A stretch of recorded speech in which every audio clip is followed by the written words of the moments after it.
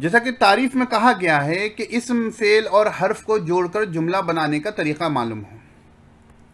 तो यहाँ पर जो है एक लफ्ज़ है मोहम्मद, मस्जिद, ज़हबा, इला। तो आपको मालूम होना चाहिए मोहम्मद मस्जिद इस्म है दोनों, ज़हबा फेल है और इला हर्फ है।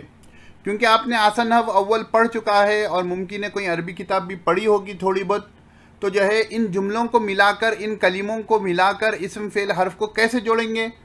तो पहले मैं क्या लाऊंगा, ज़हबा, फिर लाऊंगा मोहम्मद, फिर लाऊंगा इला, फिर लाऊंगा मस्जिद।